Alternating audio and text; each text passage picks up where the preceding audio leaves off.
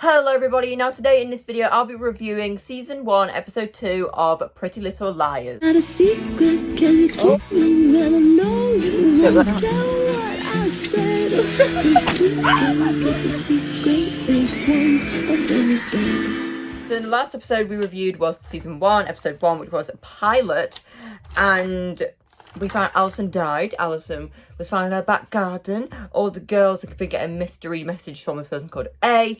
We don't know who A is. So the next episode is called The Jenna Thing, and this is episode 2. Now the episode starts off with the girls in a restaurant, and they start talking about how basically the Jenna thing, like, because Jenna was at the funeral, and they're thinking, why is Jenna back? What does she want? Why is she back in Rosewood? Who knows? They don't know why. They then go on to talk about how they knew nothing about Alison's secrets. Alison knew all of their secrets, but they didn't know anything about Alison. Spencer then pipes up and Spencer's like, I actually knew one of Alison's secrets. And then the girls are like, are you going to tell us? What is Alison's secret? Spencer then goes on to say that basically Alison was dating someone the summer she went missing, and that it was an older dude, and she actually had a boyfriend. So is this someone who could potentially be a suspect in this murder case? Was it the girlfriend of the boyfriend Alison was dating, or was it the boyfriend who did it? Who knows? And they see that Emily is wearing this bracelet. They're like, you still wear that? And she's like, Alison still wears hers. More on the bracelet a little bit later. But whilst they're all discussing this, in walks Jenna. Now the girls are like, oh, they're shook that Jenna's just walked in. They're thinking, okay, we need to go. So all the girls leave the restaurant. They leave the restaurant and they all go their separate ways. Now the next morning, Hannah is making coffee, and her and her mum go over to the mirror and they basically put on their makeup, and in the background is Detective Wilding on the TV basically explaining how Alison died. Now Alison apparently died by a hit trauma to the head, but she actually died from suffocation. So before she was possibly put in the ground, like, because obviously we know she was found in her back garden, buried there. Was she possibly suffocated because of the ground she was put in? Was she buried alive? Was like she suffocated anywhere else? And she basically was hit in the head beforehand. She speaks to her mum and she's like, she's apologising about the whole Wilden thing, and she says it's fine, it's all done, and they'll never be seeing Wilden again. So from the first episode, Hannah's mum was like, she'll take care of it, because Hannah got caught stealing sunglasses and got arrested.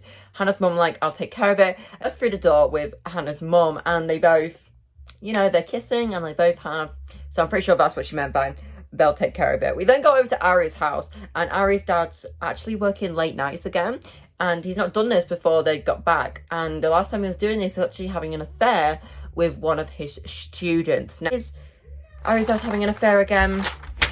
He better not be. Byron, we don't trust you. You nasty asshole. We don't trust you. At Emily's house, Emily's outside. She's drinking some of her tea. This is all in chronological order, which happens in the episode. Maya comes over and she's like, can I have some of your tea? She says how she's finding Alison's stuff everywhere in the house, and she's not sleeping a lot. And Emily's mum comes up on her porch. She's like, welcome to the neighbourhood. And Maya tells her she's not been sleeping that much. So Emily's mum offers her to stay at the house, and she gets to sleep in Emily's room. We already know that those two have kissed in the first episode, and there's kind of a connection between them both. So I actually am shipping Emily and Maya in the series. I'm shipping them. We then go over to Aria, who is wanted to transfer classes from Ezra Fitz because she wants to continue this relationship with him, but she can't do that whilst being in the same class as him. He's a teacher, she's a student. She doesn't want to do that. And Ezra's trying to make her not transfer classes, but eventually he signs the sheets and she hopefully is able to transfer classes. All the girls are in the school hall and they get called to the office. No other than Detective Wilden is stood in front of them all, and he's trying to recall what happened the night Alison went missing. And the girls are telling him, but he does not believe it. He's thinking the girls are basically keeping a secret from him, which they are. They were drinking the night Alison went missing, and they don't want the police to know that. But Detective Warden's like, this is rehearsed, like, it's very rehearsed. To mention previously, before they'd gone into the office, Ari actually gets a message from A. Now, Ari is the first person to get a message from A in this episode, and she was also the first person to get a message from A in the previous episode. Is that related to somehow who A is? We don't know. Now, A sends Ari a message which says, dead girl walking. Now, we already know that these messages A is sending to the girls is Alison, the secrets. Alison is the only person who knows these secrets that A is sending them. So how does A know the secrets? Like, is Alison alive? Is Alison sending these messages? Like, we don't know. But Alison can't be alive because we found her body. So she died. Who is this? Like, how does A know? Who knows? So the girls are all sat in the canteen, and all of a sudden Jenna walks in, and they're basically speaking about the Jenna thing. And Jenna walks in, and Aria actually invites Jenna to come and sit with them, and she's like, you're going to be sat here. And then Jenna tells the girls that Alison actually came to visit her while she's in the hospital recovering from the accident that happened. We'll get to more about in a second. And then the girls are like, Alison came and visited you? What? We then go into a flashback, and we finally find out in the second episode what is the Jenna thing. Now, the girls are in Emily's room and they're trying on clothes. But all of a sudden, Alison goes, I can see you. And she says that Toby Kavanagh, which is Jenna's step-sibling, I think it's step-sibling, is spying on them. She thinks he's spying on them. And what they do is they go over to his house. All the girls do. And Alison has a stink bomb, which I clearly think is a firework because stink bombs don't explode. Yeah, I think it was a firework that she actually brought in. She lights the firework and she throws it into his garage. The garage. She throws it in there. And the girls are running away. But all of a sudden, it blows up. It blows up. Like, the place is on fire. It blows up. So I think what happened was Jenna's inside and Alison throws the stink bomb / firework inside, and that's how Jenna became blind. How Jenna has become blind because of Alison throwing the stink bomb / firework into the office. After the flashback, the girls are all sat there and they all get a message from A. Now, A goes, if only she could see how guilty you all look. A, referring to Jenna, because obviously Jenna is blind, she can't actually see the girls, and the girls are really guilty because they were with Alison when this all went down and when all this happened, so they're obviously going to be feeling guilty about, because the girls had an involvement and they could have stopped Alison, an involvement of what happened with Jenna. Alison made Jenna blind because of the accident, and it then goes over to Mr. Fitt's classroom, and they're learning about a mockingbird, which is actually quite funny because the next episode is called To Kill a Mockingbird. Aria's transfer has been denied, so it means she has to stay in Ezra's class. And during the night time, Hannah is actually having a study with Sean, and they kiss. I think these two are in a relationship, so Sean and Hannah are dating. And Wilden has stopped by for dinner. Wilden, go away. We don't want to see you anymore. Like, leave. What is Wilden's problem? Like, why is he there? So, obviously this is not over yet, is it? Spencer is also having dinner with Melissa, Ren, and her dad when they turn up. And they play a little game, and the person comes over and goes, what do you want to drink? And Spencer orders, let me get this correct, a vodka soda. And she's joking, obviously she's underage, she's not 21, she cannot drink. And then Ren actually orders a vodka soda, and he places it down next to Spencer, and Spencer drinks some of it. So those two obviously have a connection going on. Maya and Emily are sharing a bed, and they're getting closer to each other. And I can feel like this relationship is blooming with each other. And Emily gets a message. She gets a message. Someone is spying on Emily because of this message.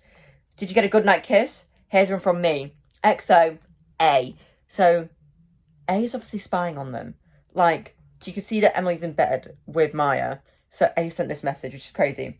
Ara and her mum are seeing a movie as well that night, apparently. I'm pretty sure this all happened on the same night.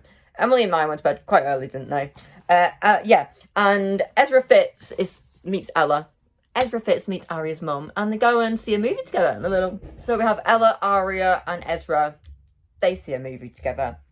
Hey ho. After that, we see Ren come into Spencer's room. They're making jokes, they're talking to each other, they're speaking about languages. Ren picks up something, he's like, oh, I didn't know you were into design. And Ren looks at Spencer and goes, I appreciate beauty. They both kiss. So not only has Spencer kissed Melissa's ex-boyfriend, Ian, but Spencer has also kissed Spencer has also kissed Melissa's new boyfriend, Ren. But Melissa's walking down with washing, she looks into the room, the mirror reflects, and she sees them both kissing.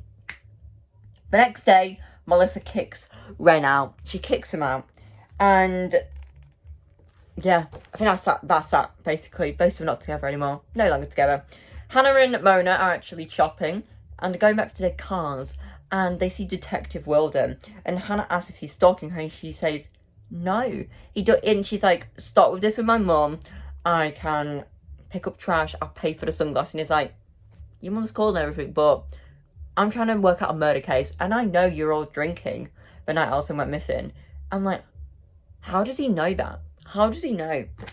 But he thinks the girls know who killed Alison. Obviously, they don't know who killed Alison at all, but Detective Wilden thinks she does.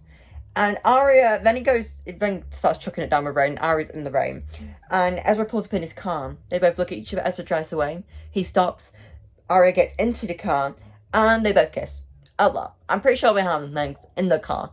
That's what they both do. There's also, Emily's in a coffee shop. And there's a flashback. This is going back from the bracelet earlier.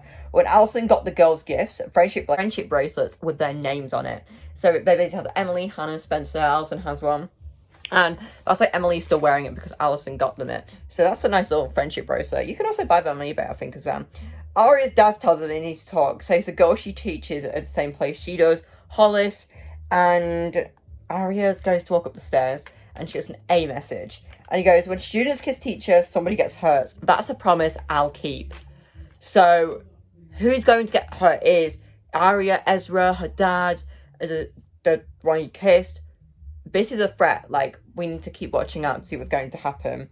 And Spencer runs, in the episode, Spencer runs into Jenna, and she has something with Braille so she can send messages. So Spencer has seen Jenna sending text messages, and she speaks into the phone, send message. So this could be a potential suspect of A, because obviously Alison hurt Jenna. Like, she caused the accident, and Alison was just mean to her. So and the girls were there, so Jenna would have a reason to do this.